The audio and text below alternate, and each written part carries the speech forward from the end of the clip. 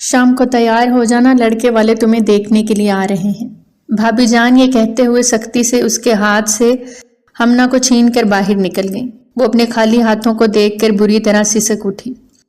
جب سے وہ ماتھے پر بیوگی کا داغ لے کر اپنے سینے میں ڈھیروں حسرتوں کا مدفن بنا کر اپنے میکے واپس پہنچی تھی، تب سے بھائی اور بھابی کا رویہ اس کے ساتھ سخت سے سخت تر ہوتا جا رہا تھا۔ ہمنا اس کی پیاری بھتیجی تھی۔ جب وہ عاصم کے ساتھ گھر لوٹتی تھی تب تو بھابی اسے بڑا خوش ہو کر ہمنا کو اس کی گود میں دے کر کہتی، جاؤ اپنی پھپھو کے پاس بیٹھو، میں تب تک تھوڑا کام نپٹا لوں۔ لیکن اب 1 سال میں ہی رویے یہاں تک پہنچ گئے تھے کہ وہ اسے اس کی گود سے چھین کر لے جاتی تھیں۔ اس کی عاصم سے شادی 5 سال رہی۔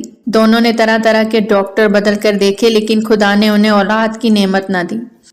شاید یہی نصیب میں لکھا تھا۔ اور جب اس کا شوہر 4 کندھوں پہ سوار ہو کر گھر واپس پہنچا تھا تو اس کی ساس، جو اس کی سگی مامی تھیں، انہوں نے فوراً اسے منحوس کہہ کر گھر سے ننگے پاؤں اور ننگے سر نکال دیا تھا۔ محلے والوں نے بہت مشکلوں کے ساتھ مامی کو مجبور کیا تھا کہ وہ اس کے گھر والوں کو تو پہنچ لینے دیں، اور یوں بھائی اور بھابی کے پہنچنے تک وہ ایک کونے میں حسرت کے ساتھ عاصم کی میت کو تکتی ہوئی زاروں کے تار روتی رہی۔ لیکن اس کی ماں اور بہنوں نے اسے میت کو ہاتھ نہیں لگانے دیا۔ طرح طرح کی باتیں سنتے سنتے وہ چند گھنٹوں میں گھر واپس لوٹ آئی تھی۔ سفید چادر میں ڈھکا ہوا اس کا وجود اس کی ماں کے کمرے میں دن رات پڑا رہتا۔ اس کے سینے میں عاصم کی یاد ایک انی بن کر گڑی ہوئی تھی۔ بھابی کا موڈ سخت خراب رہتا تھا۔ شاید وہ اس سے بیٹھے بیٹھے کھانا دے کر تھک گئی تھی، یا شاید گھر کے خرچ بڑھنے سے پریشان تھی۔ جیسے ہی اس کی عدت پوری ہوئی وہ نکل کر سارے گھر کے کام کی ذمہ داری سنبھال چکی تھی۔ اب اس کی بھابی یا تو دوستوں سے باتیں کرتی، یا پھر میکے چلی جاتی، یا پھر تنگ ہو کر شاپنگ پہ ہی چلی جاتی۔ ایسے میں ان کی 3 سالہ بیٹی ہمنا کو سنبھالنے کی ساری ذمہ داری مدیحہ کی تھی۔ دن یوں ہی تیزی سے گزرتے رہے۔ ہر چوتھے دن خالہ شکورن کوئی نہ کوئی رشتہ لے کر اس کے دروازے پر پہنچ جاتی اور گھنٹوں بیٹھ کر بھابی سے لڑکے کی تعریفیں کرتی۔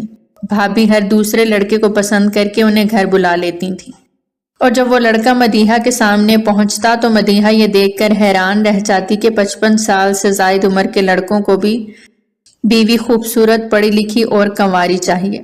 جیسے ہی کسی کو یہ علم ہوتا کہ مدیحہ پہلے سے شادی شد اور بیوہ ہو کر باپ کے دروازے پہ پہنچی ہے تو وہ فوراً یہ کہہ کر معذرت کرتے اٹھ جاتے کہ بھئی بیوہ سے شادی کرنا خطرناک ہو سکتا ہے۔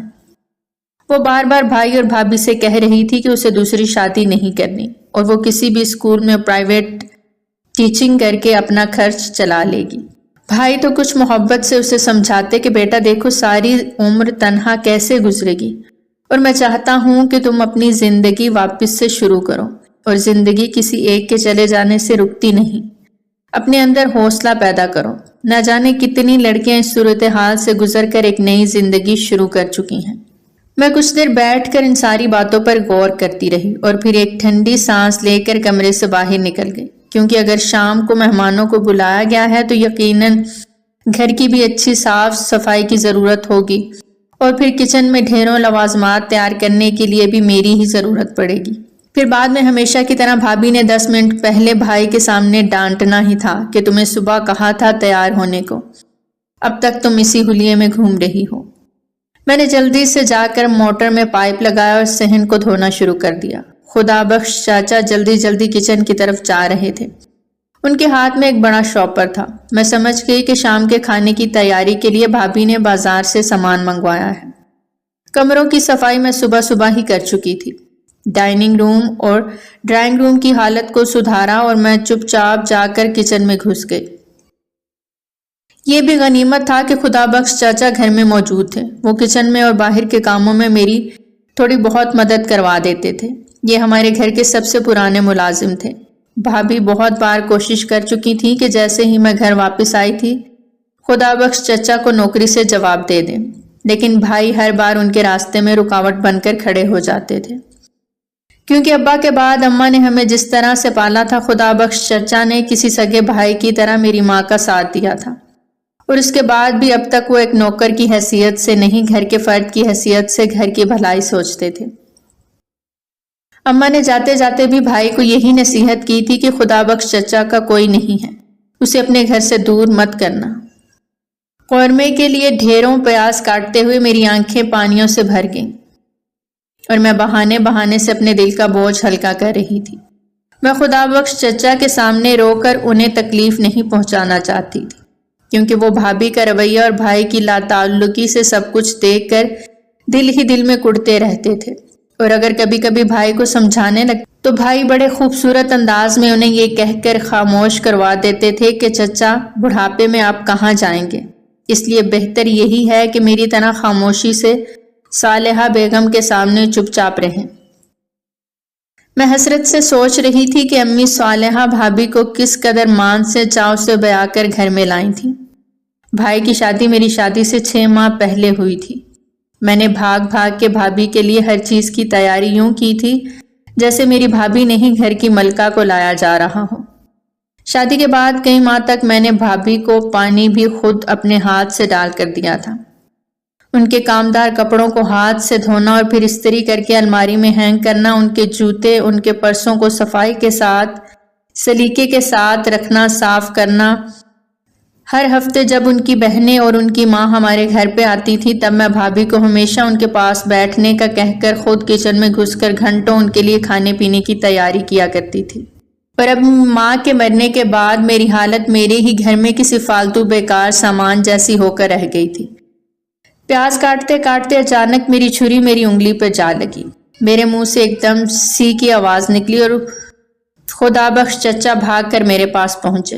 وہ چکن دھو کر اس پر مسالہ لگا رہے تھے، کیونکہ رشتے والوں کے بہانے ہی بھابھی کے بھائی اور امی جان بھی تشریف لا رہی تھے۔ جب بھی کوئی رشتے والا گھر آتا تو بھابھی بڑی خوبصورتی کے ساتھ بھائی کو یہ کہہ کر اپنے گھر سے کسی نہ کسی کو بلوا لیتی تھیں کہ اس طرح سے اگلوں پر اچھا تاثر پڑتا ہے۔ چاچا نے میرا ہاتھ پکڑ کر نل کے نیچے کر دیا اور پھر خود جلدی سے میرے ہاتھ پر پٹی باندھنے لگے۔ ان کے بوڑھے چہرے پہ دکھ کے گہرے بادل چھائے تھے کہ میرا دل اور بھی اداس ہو گیا۔ چچا بھی میری تکلیف کی وجہ سے اذیت میں رہتے تھے۔ چچا چپ چاپ میرے سر کو تھپکتے ہوئے مجھے کرسی پر بٹھا کر خود پیاز کاٹنے لگے۔ آج معلوم نہیں کیوں مجھے امی کی بے تحاشا یاد آ رہی تھی۔ کاش اگر میری قسمت میں بیوہ ہونا ہی لکھا تھا تو میری ماں مجھے چھوڑ کر نہ جاتی۔ کم سے کم میں دنیا کی تلخ باتوں سے گھبرا کر اپنی جنت کی آغوش میں تو جا کر چھپ سکتی تھی، لیکن میں تو اتنی بڑی دنیا میں بے سائبان ہو کر رہ گئی تھی۔ بھابھی شاید اپنے کمرے میں فیس پیک لگائے لیٹی ہوئی تھی، کیونکہ ہمنا منہ کو بس اڑتی ہوئی کچن میں پہنچ چکی تھی۔ میں نے گھڑی کی طرف دیکھا تو دوپہر کے کھانے کا وقت ہو چکا تھا۔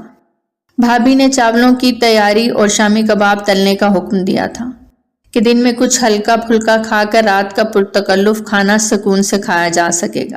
میں نے کھڑے ہو کر جلدی سے کچھ پیاز ڈالے اور آلو ڈال کر جلدی جلدی چاول بنانے کی تیاری کرنے لگی۔ چچا ہمنا کے ساتھ مصروف تھے۔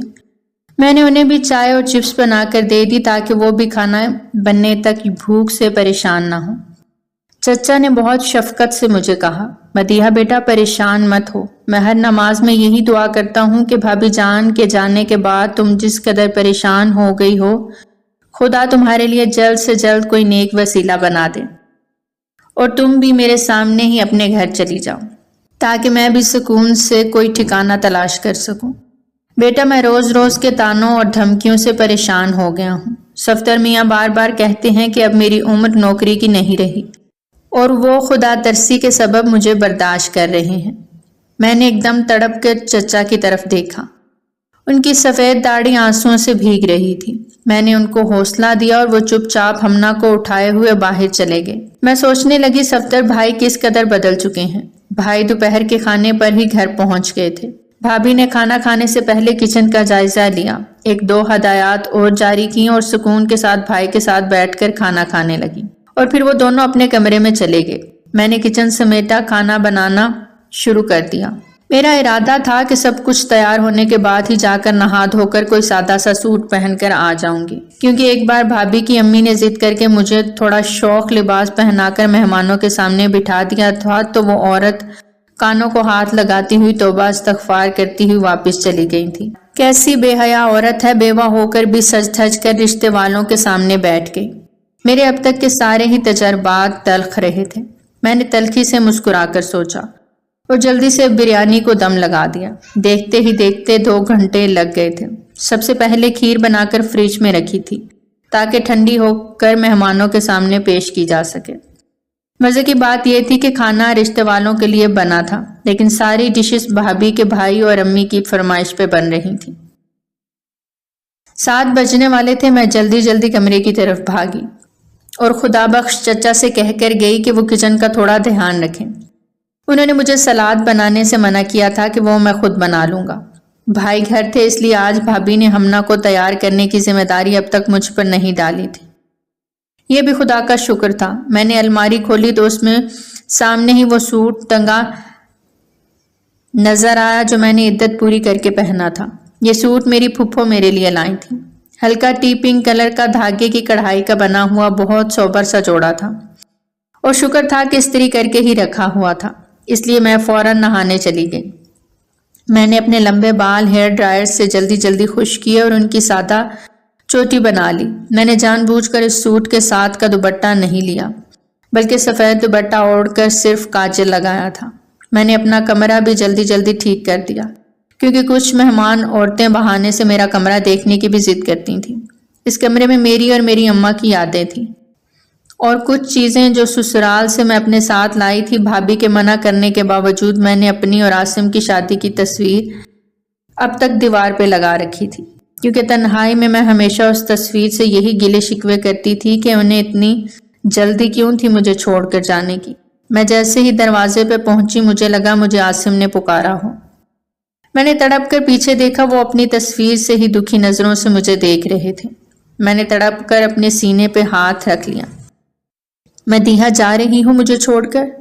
اکثر سوچتا ہوں کہ کسی روز میں اس کمرے میں یوں ہی اکیلا رہ جاؤں گا۔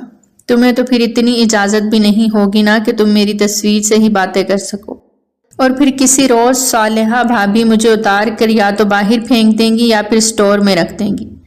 مگر میں دعا کرتا ہوں کہ تمہارا امتحان اب ختم ہو جائے، کیونکہ میں تمہیں بار بار ٹوٹتا بکھرتا ہوا نہیں دیکھ سکتا۔ میں بھاگتی ہوئی جا کر تصویر سے اپنا ماتھا ٹیک کر کھڑی ہو گئی۔ میرا چہرہ آنسوؤں سے بھیگ چکا تھا۔ اچانک کمرے کا دروازہ کھلا اور صالحہ بھابھی بنا دستک دیے ہی کمرے میں داخل ہو گئی۔ میں نے جلدی جلدی اپنا چہرہ صاف کیا اور ڈرتے ڈرتے پیچھے دیکھا۔ خلاف توقع آج ان کے ماتھے پہ کوئی شکن نہیں تھی، بلکہ میں نے ان کے چہرے پہ تھوڑی افسردگی بھی دیکھی۔ وہ مجھے دیکھ کر کہنے لگی، مینو باہر آ جاؤ، مہمان پہنچ گئے ہیں، اور پہلے جا کر چہرہ دھو لینا، صاف پتہ لگ رہا ہے روئی ہو۔ خدا کرے کہ اس بار بات بن جائے، لوگ بہت اچھے ہیں۔ یہ کہہ کر وہ رکی نہیں، فوراً باہر نکل گئی۔ میں حیران تھی کہ یہ نام تو بھابھی میرا صرف اس وقت لیتی تھی جب میں کنواری تھی، اور بھابھی میری گہری دوست تھی۔ میں نے جا کر منہ دھویا اور شیشے کے سامنے کھڑے ہو کر ایک گہری نظر خود پر ڈالی۔ فی الحال تو چہرے پر عمر کے اثرات نظر نہیں آتے تھے، مگر ہو سکتا ہے 1-2 سال میں نظر آنے لگے۔ میں چپ چاپ جا کر مشروبات کی ٹرے لے کر مہمانوں کے سامنے پیش ہو گئی۔ میں نظر جھکا کر سب کو کولڈ ڈرنک کے گلاس اٹھا کر دے رہی تھی۔ خالہ شکورن بتا رہی تھی کہ لڑکے کی شادی کو کچھ ہی عرصہ ہوا تھا کہ اچانک اس کی وائف فوت ہو گئی، اور اب 2 جڑواں بچے لڑکے کی بہن سنبھال رہی ہے، لیکن کچھ دن بعد اس کا بھی امریکہ کے لیے ویزا لگ جائے گا اور وہ اپنے شوہر کے پاس چلی جائے گی۔ رشتے کے لیے آئی کوئی دونوں خواتین بہت مہذب انداز میں مجھ سے سوال جواب کر رہی تھیں۔ میں نے نظر اٹھا کر بھی اس شخص کی طرف نہیں دیکھا تھا جو اپنی پھپھو اور بہن کے ساتھ ہی مجھے دیکھنے کے لیے آیا ہوا تھا۔ خلاف توقع کوئی بھی ایسی بات نہیں ہوئی جسے سوچ کر میں صبح سے ہلکان ہوئے جا رہی تھی۔ بھابھی کی امی بھی میری تعریفوں میں زمین آسمان ایک کر رہی تھی۔ وہ شخص جس کا رشتہ آیا تھا وہ مسلسل صفدر بھائی کے ساتھ چھوٹی موٹی باتیں کر رہا تھا۔ مجھے نہ جانے کیوں لگ رہا تھا جیسے میں نے اس کی آواز پہلے بھی کہیں سنی ہے۔ بھابھی نے میرا ہاتھ دبا کر مجھے اٹھنے کا اشارہ کیا اور میں جا کر کھانا لگانے لگی۔ بھابھی خود بھی میرے پیچھے ہی اٹھ کر آ گئی تھی۔ چچا خدا بخش نے ٹیبل پہلے ہی لگا رکھی تھی۔ گرم گرم کھانا لگتے ہی سب لوگ کھانے کی ٹیبل پر پہنچ گئے۔ میں سب کو کھانا سرو کرتے ہوئے جب اس شخص کے پاس پہنچی، اچانک میری نظر اس کے چہرے پہ پڑی اور میرے ہاتھ میں موجود چاول کی ٹرے زور سے لرز گئی، کیونکہ وہ کوئی اور نہیں بلکہ سکندر زمان تھا، میرا یونیورسٹی فیلو، جو ایک عرصے تک میرے پیچھے پڑا رہا تھا شادی کے لیے۔ کیونکہ میری منگنی بچپن میں ہی عاصم کے ساتھ ہو گئی تھی تو میں نے اسے پہلے دن ہی بتا دیا تھا کہ میرا خیال دل سے نکال دے۔ وہ باقی کے چھچورے لڑکوں کی طرح نہیں تھا۔ اس نے مجھے دیکھتے ہی میری دوست سے یہ پیغام بھجوایا تھا کہ وہ میرے گھر رشتہ لانا چاہتا ہے، اور میں نے یہ قصہ یونیورسٹی میں ہی ختم کر ڈالا تھا۔ میرے دل میں ایک انجانا سا خوف بھی اٹھا۔ ہو سکتا ہے سکندر ماضی کا بدلہ اب مجھے ریجیکٹ کر کے لے۔ ہو سکتا ہے وہ جان بوجھ کر میرا پتہ نکال کر یہاں تک پہنچا ہو سکتا ہے شادی کے بعد وہ میرے ساتھ ناروا سلوک رکھے اور اپنی ریجیکشن کا بدلہ لے لے۔ میں جب چونکی جب بھائی نے مجھے آواز دی۔ میں بہت شرمندہ ہو کر بھائی اور بھابھی کی طرف دیکھ رہی تھی۔ سکندر عجیب سی نظروں سے میری طرف دیکھ رہا تھا۔ میں نے کھانا سب کو سرو کیا اور بھابھی کی طرف دیکھا۔ بھابھی نے مجھے ساتھ ہی بیٹھ کر کھانا کھانے کو کہا، لیکن میرا حال اس وقت بہت عجیب ہو رہا تھا۔ میں سر درد کا بہانہ بنا کر وہاں سے فوراً اپنے کمرے میں چلی گئی۔ ان لوگوں نے کھانا کھانے کے بعد چائے پی جو بھابھی نے خود ہی بنائی تھی۔ میں خوفزدہ بھی تھی کہ شاید بھابھی اور بھائی مجھے اس رویے پر ڈانٹیں، لیکن ایسا کچھ نہیں ہوا تھا۔ کمرے میں اندھیرا کیے ہوئے لیٹی تھی کہ بھائی اور بھابھی دونوں ہی کمرے میں آ گئے۔ بھابھی نے نرمی سے میرا کندھا ہلا کر مجھے جگایا اور میں فوراً اٹھ بیٹھی۔ بھائی مجھے بتانے لگے کہ لڑکے والے ہاں کر گئے ہیں اور وہ چند روز بعد ہی نکاح کی تاریخ رکھنا چاہتے ہیں۔ کہ لوگ ہمارے بزنس پارٹنر ثاقب مرزا کے سسرالی ہیں۔ لڑکے کے بارے میں کوئی بھی چھان بین کرنے کی ضرورت نہیں، سب کچھ سامنے کا ہی ہے۔ اچھا کھاتا ہے، کماتا ہے، نیچر بھی بہت اچھی ہے۔ بیٹا تم بتاؤ کہ تمہیں اس رشتے سے کوئی مسئلہ تو نہیں، یا اگر تم کوئی ڈیمانڈ رکھنا چاہو تو بھی بتا دو۔ لڑکے کی بہن نے کھل کر کہا ہے اگر مدیحہ کو کسی قسم کی کوئی گارنٹی چاہیے تو وہ بلا جھجک کہہ سکتی ہے۔ صفدر بھائی بہت نرمی کے ساتھ ساری بات بتا کر خاموش تھے۔ ایک بار میرا جی چاہا کہ میں اس رشتے سے انکار کر دوں، لیکن پھر میری نظر کے سامنے وہ تمام پچھلے رشتے گھومنے لگے جن میں لڑکے کی عمر 45، 55 یا 50 سال تھی، اور بعض اوقات تو وہ اپنی جوان اولاد کے ساتھ ہی رشتہ دیکھنے کے لیے پہنچ جاتے تھے۔ میرے ہاتھ دھیمے دھیمے لرز رہے تھے۔ میری اندرونی کیفیت اس وقت بالکل بھی اچھی نہیں تھی۔ میں نے بھائی کی طرف دیکھا اور گردن جھکا دی۔ بھائی شادی ایک بار ہی ہوتی ہے، دوبارہ شادی صرف سمجھوتا ہوتی ہے۔ میری خواہش تو یہی تھی کہ میں ایک کونے میں آپ کے گھر میں پڑی رہوں، مگر شاید آپ دونوں کو میں بوجھ لگتی ہوں۔ میرے تو ماں باپ دونوں ہی نہیں ہیں۔ میں نے کبھی اپنی کوئی کیفیت کسی سے نہیں کہی۔ آپ دونوں میرے سرپرست ہیں۔ مجھے بس یہ وعدہ چاہیے کہ یہ نکاح کرنے کے بعد اس گھر کے دروازے میرے لیے بند نہیں ہوں گے۔ جانے کیوں مجھے خوف آتا ہے۔ بھائی کسی پر بھی بھروسہ کرتے ہوئے۔ مامی نے جس طرح مجھے گھر سے نکالا تھا، اب میں دنیا کے ہر انسان سے ڈرنے لگی ہوں۔ میں نے اپنے دل میں جمع غبار دھو دیا۔ بھابھی نے حیرت انگیز طور پہ مجھے اپنے ساتھ لگا لیا اور کہنے لگی، مدیحہ کبھی کبھی سخت رویہ رکھنا ہی پڑتا ہے، اور تم بالکل پریشان نہ ہو، یہ تمہارے باپ کا گھر ہے۔ تم جب چاہو آ سکتی ہو، رک سکتی ہو، اور ہم لوگ بھی تمہاری طرف سے بے خبر نہیں رہیں گے۔ میری جان، ہم چاہتے ہیں کہ تم اس بھری جوانی میں بیوگی کا یہ سوگ لے کر بیٹھی نہ رہو، بلکہ اپنی زندگی دوبارہ سے شروع کر دو۔ عاصم بھائی کا جو کچھ بھی تھا اس میں تمہارا بھی حصہ تھا، لیکن مامی نے تمہیں ہر چیز سے بے دخل کر ڈالا۔ ایسے میں ہم تمہیں تمہاری زندگی کا اندھیر کرنے کی اجازت نہیں دے سکتے۔ اسی لیے تمہارے بھائی نے اور میں نے مل کر تمہارے ساتھ اتنا سخت رویہ رکھا کہ تمہارے ذہن میں خود بخود دوسری شادی کا خیال پیدا ہو جائے۔ میں اندر ہی اندر حیران تھی، مجھے ان کی کسی بات پر یقین تو نہیں تھا، مگر میں چپ رہی۔ ہو سکتا ہے بھابھی ٹھیک کہہ رہی ہوں۔ ایک ہفتے کا وقت جیسے پر لگا کر اڑ گیا۔ بھابھی نے مجھے گھر کی ہر ذمہ داری سے آزاد کر دیا تھا اور زبردستی ہی مجھے پارلر لے جا کر اچھا خاصا وقت مجھ پر صرف کر دیا۔ میرے نکاح کا جوڑا سسرال سے آیا تھا۔ یہ دیکھ کر میرے تن بدن میں آگ لگ گئی تھی کہ نکاح کا جوڑا سلیو لیس تھا۔ میں نے کبھی ایسے بےہودہ کپڑے نہیں پہنے تھے۔ میں نے شکایتی نظروں سے بھابھی کی طرف دیکھا تو انہوں نے پریشانی سے میری طرف دیکھ کر کہا، مینو میں کچھ بول نہیں سکتی، کہیں بھائی کو یا ان کی بہن کو کچھ برا نہ لگ جائے۔ میں بیوٹیشین سے کہہ کر کچھ حل نکالتی ہوں، لیکن تم اپنا موڈ خراب مت کرو۔ میں چاہتی ہوں کہ تم سب کچھ بھول بھال کر اپنی نئی زندگی شروع کرو۔ میں سر جھکا کر بیٹھ گئی۔ بیوٹیشین نے ایک میچنگ دوپٹے سے میری بازوؤں کو اچھا خاصا کور کر کے اس سوٹ کا دوپٹہ بڑے دلکش انداز میں سیٹ کر دیا تھا۔ ڈریس کی لک بھی چینج ہو گئی تھی اور میری پریشانی بھی خاصی کم ہو گئی تھی۔ میری نند سفینہ یہ دیکھ کر کچھ پریشان سی لگ رہی تھی۔ انہوں نے بھابھی کے کان میں کچھ کہا اور بھابھی نے ہاتھ کے اشارے سے انہیں کچھ سمجھایا۔ सिकंदर अभी तक स्टेज पर नहीं पहुंचा था। अम्मी के घर के लॉन में ही निकाह का सारा सेटअप कर लिया गया था, क्योंकि सिकंदर की ख्वाहिश थी कि निकाह सादगी से हो। वलीमा वो धूमधाम से करना चाहता था। मैं ये नहीं समझ पा रही थी कि वो वाकई इस शादी से खुश था या सिर्फ मेरे लिए कोई सरप्राइज छुपाए बैठा था अपने दिल के अंदर। मुझे अपना वो सख्त रवैया बार बार याद आ रहा था जो मैं यूनिवर्सिटी में उसके साथ रवा रखती थी। भाई के कुछ ज़रूरी दोस्त थे, चंद एक रिश्तेदार थे और मेरी फुप्पो और उनकी फैमिली और भाभी की फैमिली निकाह में शरीक थी। मैंने जब तैयार होकर खुद पर नज़र डाली थी तो एकदम से मुझे अपना आसिम के साथ निकाह याद आ गया और मेरा दिल बेख्तियार भर आया। पीछे दीवार पर लगी तस्वीर हसरत से मुझे देख रही थी, मगर कमरे में मेरी नंद सफीना और भाभी की मौजूदगी की वजह से मैं आज आसिम से भी बात नहीं कर पा रही थी। मैं स्टेज पर बैठी हुई आसिम के ख्यालों में खोई हुई थी कि अचानक मेरे बराबर में सिकंदर जमान आकर बैठ गया। मेरा चेहरा उसकी नज़र की तपिश से दहक रहा था। वो बड़े एहतमाम के साथ मेरी तरफ देखे जा रहा था और मैं हद से ज़्यादा कंफ्यूज हो चुकी थी। जब काजी साहब ने मुझसे निकाह के लिए पूछा तो कबूल है कहते हुए मुझे मेरी आवाज़ किसी गहरे कुएं से आती हुई महसूस हो रही थी। साइन करते हुए भी मेरे हाथों की लर्जिश उससे छुपी न थी। मुझे मालूम नहीं था कि फ़ोटो सेशन का भी इंतज़ाम किया गया है। अचानक ही फोटोग्राफर ने जब आकर हम दोनों को पोज देने का कहा तो मैं घबरा गई। उसने फौरन बड़ी बेतकल्लुफ़ी से मेरा हाथ पकड़कर मुझे रिंग पहना दी। मुझे न जाने क्यों महसूस हुआ कि उसने मेरा हाथ खास तौर पर दबाया था। मैंने डरते डरते एक नज़र उसकी तरफ डाली तो वो मुस्कुराता हुआ मेरे चेहरे को ही देख रहा था। मैंने दिल ही दिल में दुआ की कि काश उसे माजी की कोई भी बात याद ना रहे, लेकिन मेरी ये खुशफहमी इस वक्त हवा हो गई जब वो मेरे कान में घुसकर सरगोशी करने लगा। आपने तो बहुत बुरी तरह से मुझे रिजेक्ट किया था, मगर देखें मेरी किस्मत मुझ पर किस कदर मेहरबान निकली।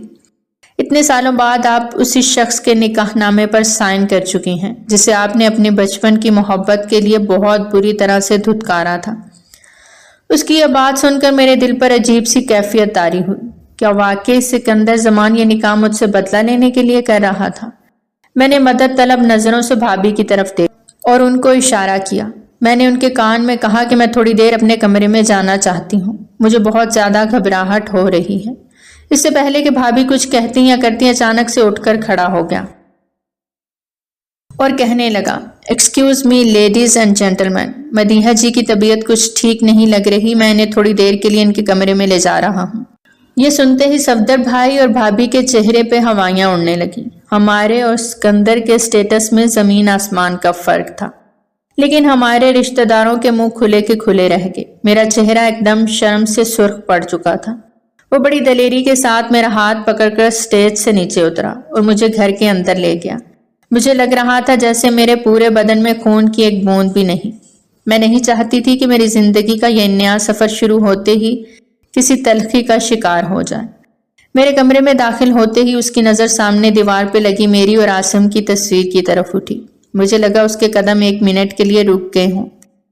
फिर वो मेरा हाथ पकड़कर कमरे में दाखिल हुआ और मुझे बेड पर बिठाने के बाद साइड टेबल पर रखे हुए जग से मुझे पानी का ग्लास निकाल कर देने लगा। मुझे इस वक्त शिद्दत से प्यास महसूस हो रही थी, लेकिन मेरे हाथों पर बुरी तरह कपकपाहट तारी थी। आसिम के बाद पहली बार मेरा हाथ किसी मर्द के हाथ में था।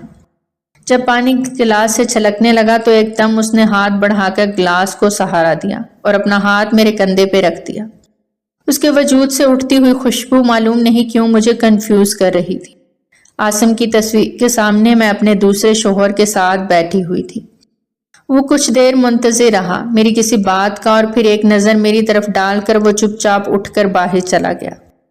मेरे ज़ब्त का पैमाना लबरेज हो चुका था। मैं एकदम से उठकर भागी और तस्वीर के सीने पे माथा टिकाकर रोने लगी। मुझे मालूम भी नहीं हुआ, शायद वो अपना फ़ोन कमरे में भूल गया था। जैसे ही वो 2 मिनट के बाद कमरे में वापस आया, दरवाज़ा खोलकर सीधा मेरे पास पहुंचा और बहुत भारी आवाज़ में कहने लगा, मदीहा अब तो मेरे निकाह में हो।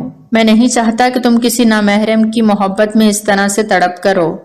तुम्हारी कैफियत मैं समझ सकता हूँ, लेकिन मैं चाहता हूँ कि ये पहली और आखिरी बार हो जब तुम आसिम साहब के सीने पर सर टिकाए रो रही हो। मैं उसकी बात सुनकर दम बखुद पीछे हट गई थी। वो तेजी से कमरे से निकलकर चला गया। मेहमान खाना खा रहे थे।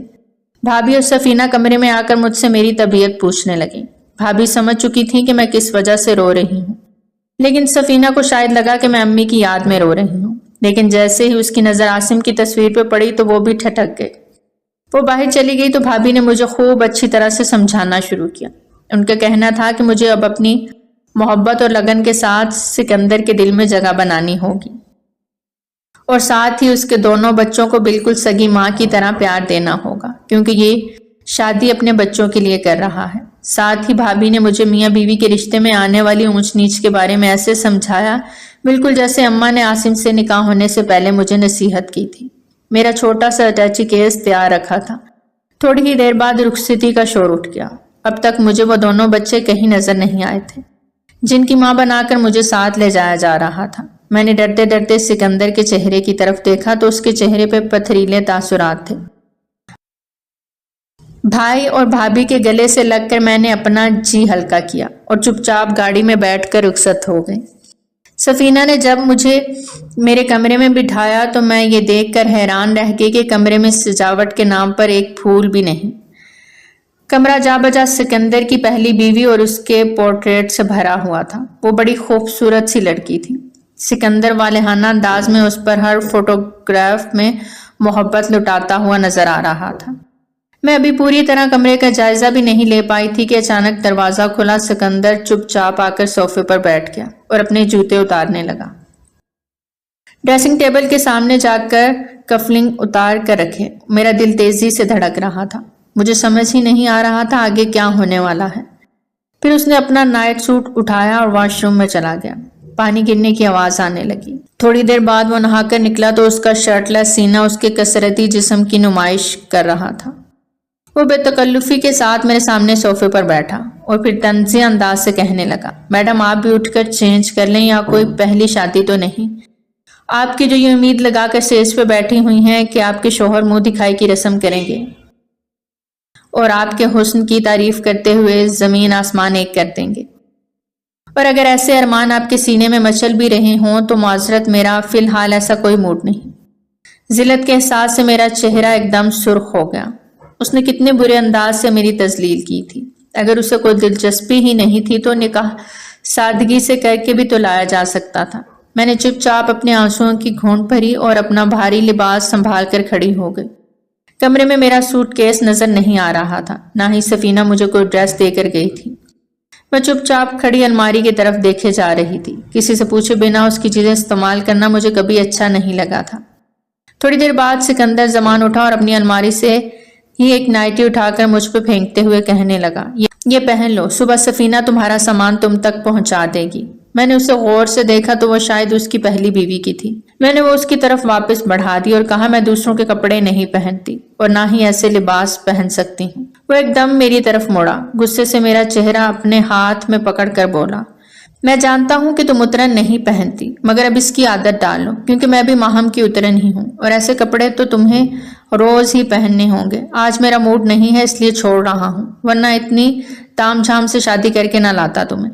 مجھے تو اب بھی بے شمار لڑکیاں مل رہی تھیں۔ وہ تو اچانک ہی میری نظر تمہارے بھائی پر پڑی اور میرے بہنوئی صاحب نے بتایا کہ تمہارے بھائی تمہارے رشتے کے لیے مارے مارے پھر رہے ہیں، تو میں نے سوچا کہ تم پر ہی احسان جتایا جائے، ورنہ کسی 55 یا 50 سالہ بڈھے کے پوتے پوتیوں کی دادی بن کر جاتی ہوئی تم اچھی نہیں لگتی۔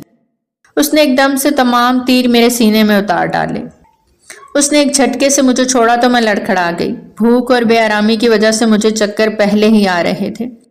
قریب تھا کہ میں نیچے ہی گر جاتی کہ اس نے واپس مجھ کو پکڑ کر کھڑا کر دیا۔ اس کی انگلیوں کی سخت گرفت مجھے اپنی ہڈیوں میں اترتی ہوئی محسوس ہو رہی تھی۔ میری آنکھیں چپ چاپ برس رہی تھیں۔ وہ کچھ دیر میرے چہرے کو دیکھتا رہا اور پھر میں نے ہاتھ سے وہ نائٹی پکڑ کر الماری میں واپس لٹکا دی اور الماری کی دوسری سائیڈ اوپن کر کے مجھے کہنے لگا، تمہاری ضرورت کی ہر چیز پہلے ہی یہاں موجود ہے، میں صرف تمہارا ری ایکشن دیکھ رہا تھا۔ اپنا رویہ تھوڑا ٹھیک کرو، کیونکہ تم اس گھر میں صرف میری بیوی نہیں بلکہ ماہم کے بچوں کی ماں بن کر بھی آئی ہو۔ میں نے چپ چاپ ایک سادہ سا جوڑا نکالا اور ڈریسنگ روم کی جانب بڑھ گئی۔ جب میں کمرے میں واپس پہنچی تو بیڈ پر میرے لیے الگ کمبل رکھا ہوا تھا اور وہ دوسری کروٹ منہ کر کے سو رہا تھا۔ میں نے چپ چاپ جا کر اپنا بستر کھولا اور سونے کے لیے لیٹ گئی۔ تھکن کی وجہ سے لیٹتے ہی مجھے کب نیند آ گئی پتہ ہی نہیں چلا۔ मेरी आंख जब खुली जब मुझे अपने ऊपर अजीब सा वजन महसूस हुआ। वो मेरे इतने करीब था कि उसकी खुशबू मेरे हवास पर छाई हुई थी। उसने खामोशी के साथ मुझे अपनी तरफ खींचा और मैंने खुद को उसके सुपुर्द कर दिया। मैं साथ कुछ भी नहीं करना चाहती थी कि वो मुझे बातें सुनाए या टॉर्चर करें। मैंने उसे पूरे दिल से अपना नसीब समझकर कबूल किया था। उसने हाथ बढ़ाकर साइड लैंप भी बंद कर दिया था। मैं चुपचाप उसके जज्बात के समुंदर में उतर गई। उसकी सरगोशियां मुझे बेहाल कर रही थी। वो इतने बरस का जमा हुआ गुबार मेरे सामने निकाल रहा था। मदीहा, मैंने तुम्हें इतना चाहा था कि शायद किसी ने किसी को चाहा होगा, लेकिन यार तुमने अच्छा नहीं किया। तुम एक बार मेरी मोहब्बत की शिद्दत को महसूस तो कर सकती थी।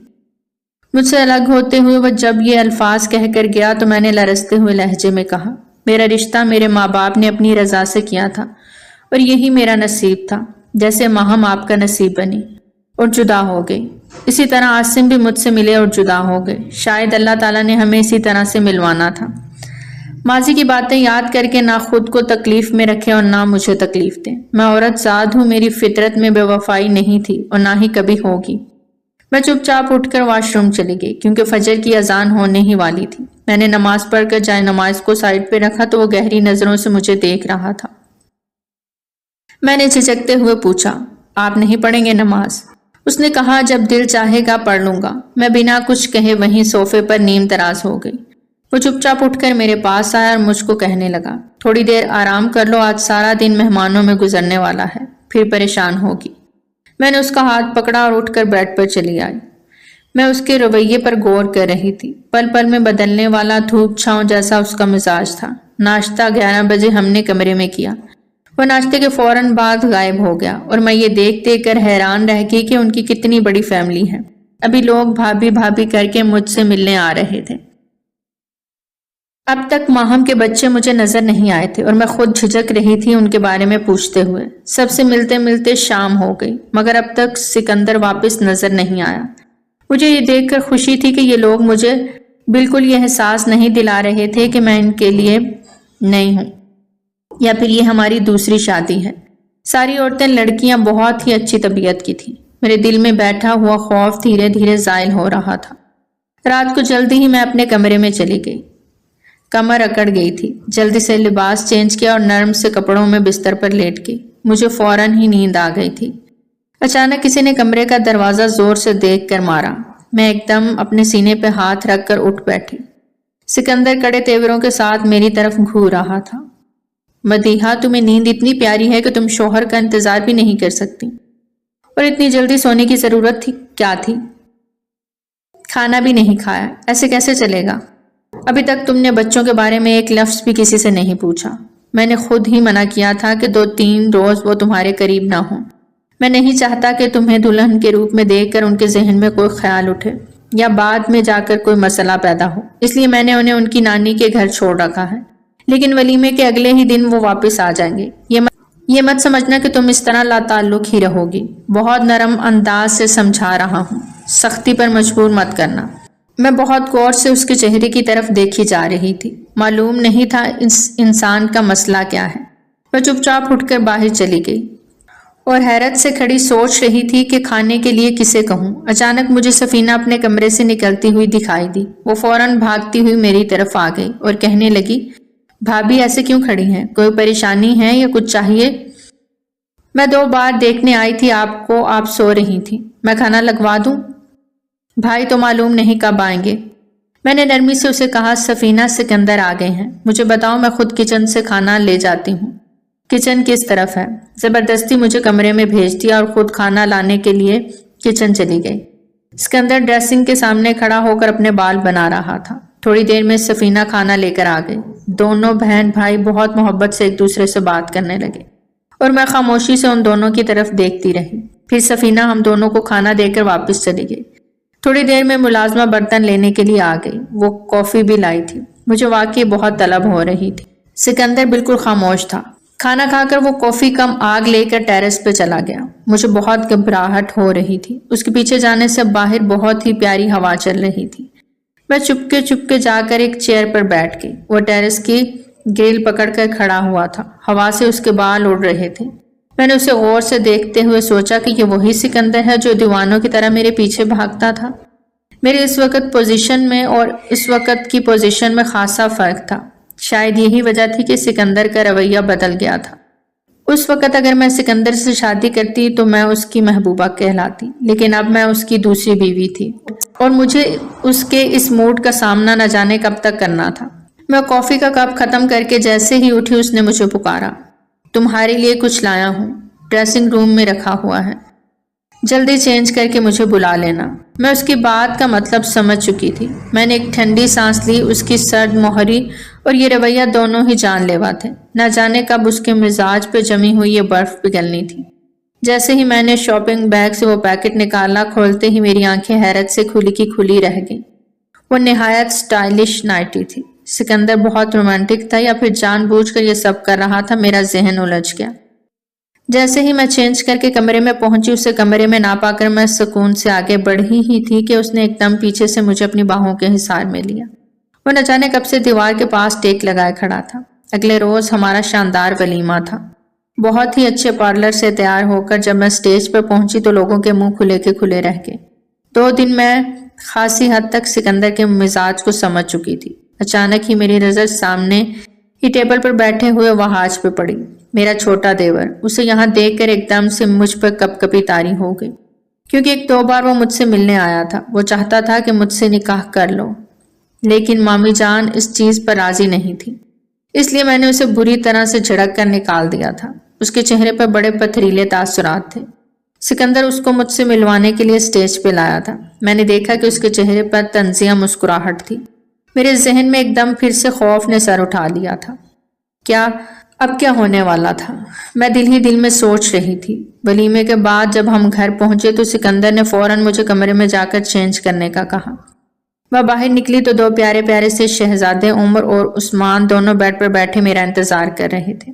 وہ بھاگ کر مجھ سے لپٹ گئے اور اپنی توتلی زبان میں کہنے لگے، ماما ہم کب سے آپ کا انتظار کر رہے تھے، بابا روز کہتے تھے کہ آپ جلدی آ جائیں گی۔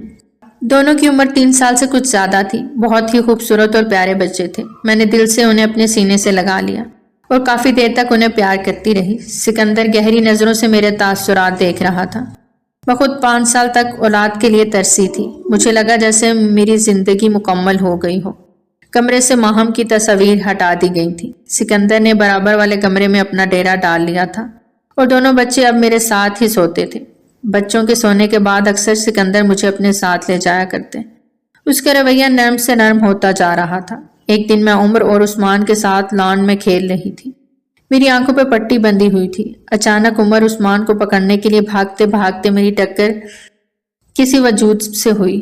میں گرنے ہی والی تھی کہ میں نے اس کی شرٹ کو مضبوطی سے پکڑ لیا۔ مجھے لگا کہ سکندر آفس سے آ گئے ہیں، لیکن اس کی خوشبو محسوس کرتے ہی میرے جسم کو زوردار جھٹکا لگا اور میں نے اسے خود سے دور دھکیل کر جلدی سے اپنی آنکھوں پہ بندھی ہوئی پٹی کھول دی۔ میرے سامنے وحاج کھڑا تھا، اپنے چہرے پہ بڑی عجیب سی مسکراہٹ سجائے ہوئے۔ میں نے جلدی سے اپنا دوپٹہ پھیلا کر اوڑھا اور سختی سے اسے گھورنے لگی۔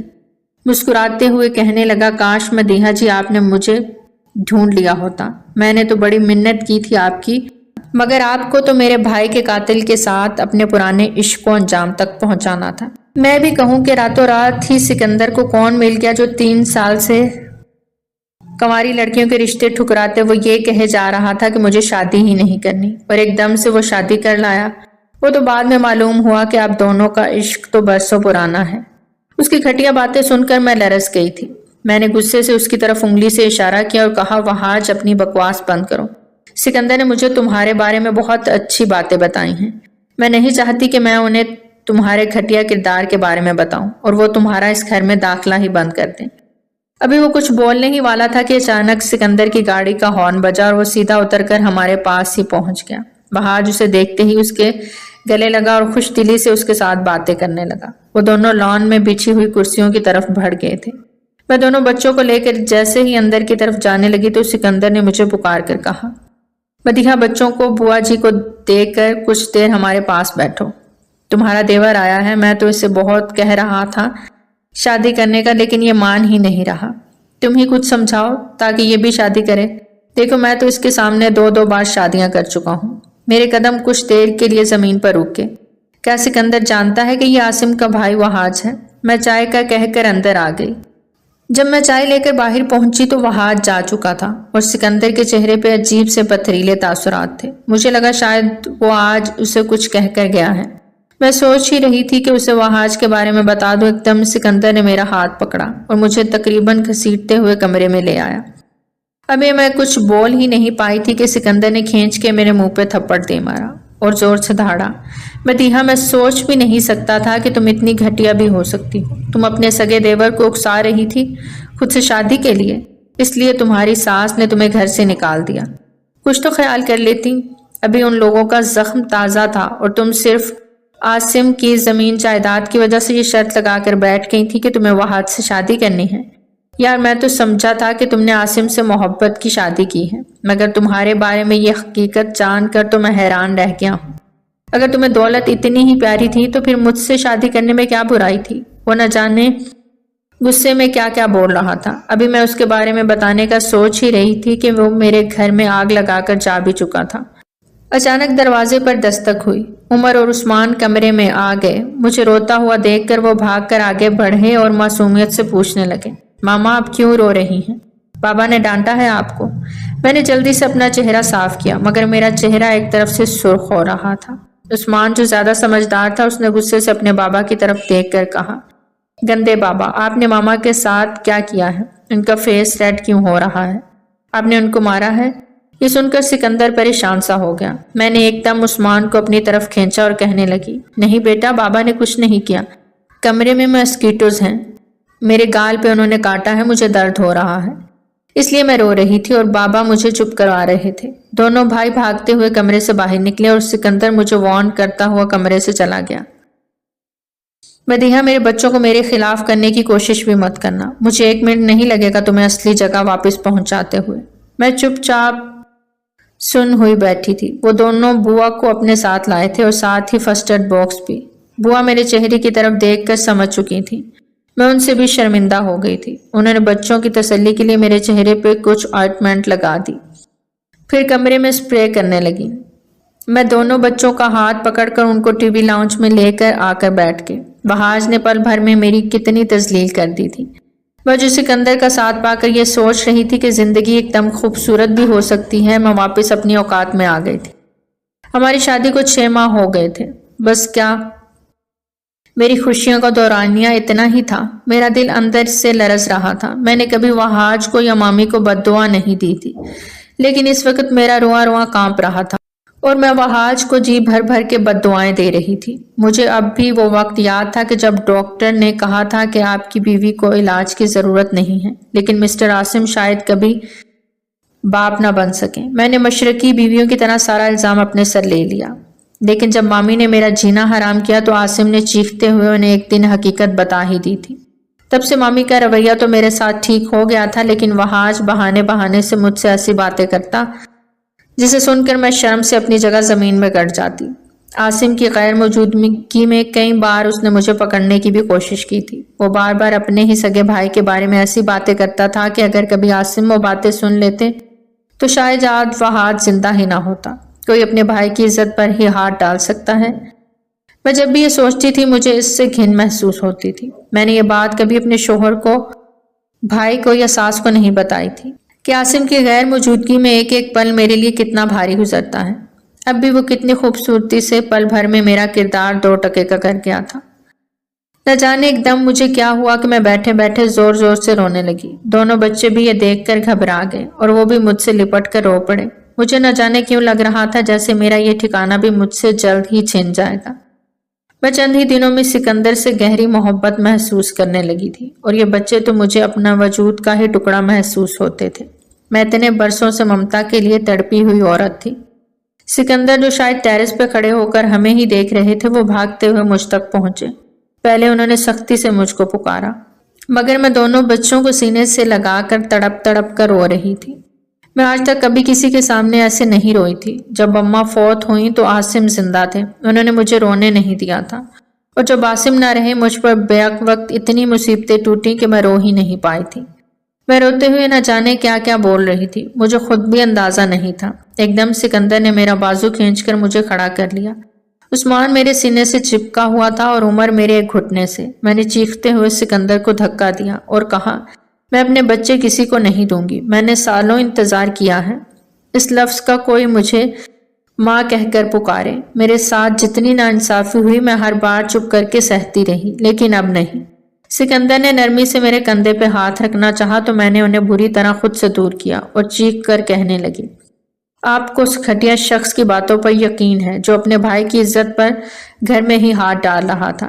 میرا سابقہ شوہر باپ نہیں بن سکتا تھا، اور یہ بات جب اس بغیرت کو پتہ لگی تو وہ بار بار مجھے کہتا تھا کہ عاصم نہ صحیح لیکن وہ مجھے ماں بنا سکتا ہے۔ میں اپنے ہی گھر میں غیر محفوظ تھی، لیکن میں نے یہ بات کبھی مرحوم کو بتائی ہی نہیں، نہ ہی اس کی ماں کو، کیونکہ عاصم مجھ پر یقین کر لیتے لیکن مامی کبھی یقین نہ کرتی، اور میں نہیں چاہتی تھی کہ وہ گھر کبھی ٹوٹے۔ میرا باپ بچپن میں فوت ہو گیا تھا، میری ماں بھی نہیں تھی، میں کس کو بتاتی؟ اور تم تو محبت کرتے تھے نا مجھ سے۔ یہ کیسی محبت ہے کہ کوئی تیسرا شخص اٹھ کر مجھے کچھ کہے اور تم نے یقین کر لیا؟ بہت غرور ہے نا تمہیں بچوں کا۔ اگر ان سے ان کی ماں چھیننی تھی تو پھر مجھے اس گھر میں لائے ہی کیوں تھے؟ میں ہذیانی انداز میں چیخ رہی تھی۔ بوا اور مالی بابا حیرت سے کھڑے دیکھ رہے تھے۔ سکندر کو لگا شاید میں نے اس کی توہین کر دی ہے۔ دروازہ اب تک کھلا تھا۔ سکندر نے غصے سے میرے منہ پر تھپڑ مارا اور پھر دوسرا اور تیسرا بھی دے مارا۔ میں بے یقینی سے اس کی طرف دیکھ رہی تھی۔ میری نظر سامنے سے آتی ہوئے بھائی اور بھابھی پر تھی۔ بھائی 3 ماہ سے لاہور گئے ہوئے تھے اور بھابھی بھی ان کے ساتھ گئی تھی۔ شاید وہ گھر پہنچتے ہی مجھ سے ملنے کے لیے آئے۔ ان کے ہاتھ میں بہت سارے شاپنگ بیگز تھے۔ بھائی بھاگتے ہوئے مجھ تک پہنچے اور سکندر کا ہاتھ پکڑ لیا۔ سکندر بھی شاید ہوش کی دنیا میں واپس آ گیا۔ بھائی سکندر پر ہاتھ اٹھانے ہی والے تھے کہ بھابھی نے انہیں پکڑ لیا۔ میں نظر جھکا کر کھڑی تھی۔ بھائی چیختے ہوئے کہنے لگے، اس لیے لائے تھے میری بہن سے شادی کر کے؟ تمہاری ہمت کیسے ہوئی اس پر ہاتھ اٹھانے کی؟ اور وہ بھی گھر کے ملازموں اور اپنے چھوٹے معصوم بچوں کے سامنے۔ ایسا کیا جرم کر دیا تھا اس نے؟ ارے جب وعدہ پورا کرنے کی اوقات نہیں تھی تو پھر اتنے سارے وعدے کرنے کی کیا ضرورت تھی؟ میں نے کہا تھا نا کہ میری بہن کو کوئی تکلیف نہیں دو گے۔ یہ وعدہ پورا کیا تم نے؟ سکندر کچھ بولنے کی کوشش کرنے ہی والا تھا کہ بھابھی نے اسے روک دیا اور پھر میرا ہاتھ پکڑ کر کہنے لگی، شکر ہے مدیحہ ہم نے خود یہ سب کچھ دیکھ لیا، ورنہ تم تو ہمیشہ اللہ میاں کی گائے ہو۔ پہلے سسرال والے تمہارے ساتھ جو سلوک کرتے تھے تم نے کبھی گھر میں کسی کو نہیں بتایا، اور اب یہ شخص جہالت کی ساری حدیں پار کر چکا ہے۔ میرا دل بار بار کہہ رہا تھا کہ کوئی بات ہے، شکر ہے کہ میں تمہارے بھائی کو لے کر آ گئی۔ چلو گھر واپس، ہمارا فیصلہ تمہارے لیے غلط نکلا، بیٹا ہمیں معاف کر دینا۔ عثمان اور عمر خوفزدہ ہو کر یہ سب کچھ دیکھ رہے تھے۔ جیسے ہی بھابھی نے میرا ہاتھ پکڑ کر مجھے کھینچنے کی کوشش کی، عثمان اور عمر نے میرا دامن پکڑ لیا۔ اب صورتحال یہ تھی کہ ایک طرف بھابھی اور بھائی مجھے لے جا رہے تھے، دوسری طرف عثمان اور عمر مجھے روک رہے تھے۔ ان کا رونا سن کر ایک دم نہ جانے مجھے کیا ہوا کہ میں چکرا کر زمین پر گر گئی۔ میری آنکھ کھلی تو میں اپنے بیڈ روم میں ہی تھی۔ ڈاکٹر میرا چیک اپ کر رہی تھی۔ بھائی کے چہرے پر سختی تھی اور بھابھی بیڈ پر بیٹھی پریشانی سے میری طرف دیکھ رہی تھی۔ کچھ دور سکندر کھڑا ہوا پشیمانی سے میری طرف دیکھ رہا تھا۔ ڈاکٹر نے جو الفاظ کہے وہ سن کر سکندر اور میں نے چونک کر ایک دوسرے کی طرف دیکھا۔ مبارک ہو، آپ کی وائف امید سے ہیں۔ بھائی اور بھابھی بھی یہ سن کر پریشان تھے۔ میری نظر ایک دم سے جھک گئی تھی۔ اچانک کمرے میں سفینہ داخل ہوئی۔ وہ چند دن پہلے ہی اپنے سسرال پہنچی تھی اور شاید وہ بھی آج ہم لوگوں سے ملنے کے لیے ہی آئی تھی۔ جب ڈاکٹر نے اسے خوشخبری سنائی تو وہ خوشی سے جھوم اٹھی، لیکن ہم سب کے چہرے پہ چھائی ہوئی سنجیدگی دیکھ کر وہ بہت جلدی سمجھ گئی کہ کوئی معاملہ الجھا ہوا ہے۔ تھوڑی دیر بعد بھائی اور سکندر ایک دوسرے کے سامنے بیٹھ کر باتیں کر رہے تھے۔ بھائی نے عاصم کی ماں اور بھائی کے بارے میں سب کچھ سکندر کو بتا دیا۔ عاصم کا اچھا خاصا بزنس اور پراپرٹی ہتھیانے کے لیے میری مامی نے یہ سارا ڈرامہ رچایا تھا کہ مجھے منحوس کہہ کر اور یہ کہہ کر گھر سے نکال دیں کہ میں نے ان کے کنوارے بیٹے سے نکاح کی خواہش کا اظہار کیا تھا۔ پھر بھائی نے ایک اور راز سے پردہ اٹھایا جسے سن کر میں بھی حیران رہ گئی۔ وہ ٹرک ڈرائیور جو پولیس کی تحویل میں تھا جس نے عاصم کی گاڑی کو ٹکر ماری تھی اسے وہاں آج نہیں بھیجا تھا۔ بھائی کے دوست انسپیکٹر نے ساری باتیں بھائی کو بتائی تھی کہ وہاج اور اس کی والدہ نے اس معاملے کو دبانے کے لیے اوپر سے کتنا سخت دباؤ ڈالا تھا، اور ساتھ ہی یہ کہ افسران کو بھاری رشوت بھی دی گئی تھی۔ یہ سن کر میں رو پڑی تھی۔ سکندر اپنی غلطی پر بہت زیادہ شرمندہ تھا۔ اس نے سب کے سامنے مجھ سے معافی مانگی اور پھر بھائی اور بھابھی سے بھی معافی مانگنے لگا۔ سفینہ بھی اپنے بھائی سے بہت ناراض تھی۔ اس نے بھی اسے کافی ملامت کی اور کہا کہ جب مجھے معلوم ہوا کہ مدیحہ ہی وہ لڑکی ہے जिसे सिकंदर अपनी यूनिवर्सिटी के दौर में पसंद करता था, तो मैंने आंखें बंद करके मदीहा को कबूल कर लिया था और मैं चंद ही रोज में जान गई थी कि मदीहा एक हीरा है। सब लोग मुंतजिर थे कि मैं सिकंदर को माफ कर दूं, लेकिन मेरे दिल में सख्त गिरा पड़ चुकी थी। मैंने भाई और भाभी से कहा कि मैं इनके साथ जाना चाहती हूँ। सिकंदर ने मुझे रोका नहीं। सिकंदर और बच्चे बार बार मुझे मनाने के लिए आ रहे थे, मगर मेरा दिल मुतमईन नहीं हो रहा था। भाई और भाभी मेरा अच्छी तरह से ख्याल रखते थे। लड़ाई झगड़े के बावजूद सिकंदर मेरे हर अपॉइंटमेंट पे मेरे साथ जाता और जैसे ही वक्त करीब आया, भाभी ने उससे भी फौरन हॉस्पिटल पहुंचने का कहा। एक तकलीफ, एक अजियत से गुजर कर मैंने एक फूल जैसी बेटी को जन्म दिया था। जब नर्स ने मेरी गुड़िया को लाकर मेरे सीने पे रखा तो मैं बेख्तियार हो पड़ी थी। उसने बिल्कुल सिकंदर जैसे नैन नकुश चुराए थे। सभी लोग कमरे में दाखिल हुए। सिकंदर ने लपक कर मुझसे अपनी बेटी को ले लिया और उसे रोते हुए प्यार करने लगा। भाई ने मेरे सर पर हाथ फेरा और मुझे चुपके से कहा, गुड़िया आप सिकंदर को माफ कर दो, देखो गलती सबसे हो सकती है। मैंने भी सर हिला दिया, क्योंकि मैं ये देख चुकी थी कि गुड़िया को उठाए उठाए सिकंदर ने सबके सामने अपने कान पकड़े हुए थे। उमर और उस्मान भी अपनी बहन को देखकर बहुत खुश थे। सब लोग जैसे ही कमरे से बाहर गए, सिकंदर मेरे करीब आया और मेरा हाथ पकड़कर कहने लगा, मदीहा मेरा भरोसा करो, दोबारा मैं कभी तुम्हें कोई तकलीफ नहीं पहुंचाऊंगा। हर मुसीबत, हर बुरे वक्त में हमेशा तुम्हारी ढाल बनकर तुम्हारे साथ खड़ा रहूंगा। बस मुझे माफ कर दो। मैंने उसके हाथों पर अपना माथा रख दिया। आंसू मेरी पलकों से जैसे ही निकले, सिकंदर ने फौरन उन्हें अपनी उंगलियों पर उठा लिया। सिकंदर ने मुझे अपनी बाहों में ले रखा था और मैंने दिल से दुआ की थी कि हमारा ये साथ अब जिंदगी भर ना छूटे। तो प्यारे रीडर्स, कैसी लगी आपको हमारी आज की कहानी? कमेंट सेक्शन में अपनी कीमती राय का इजहार जरूर करें। बहुत जल्द मिलते हैं एक नई कहानी के साथ। Till then take care. अल्लाह हाफिज।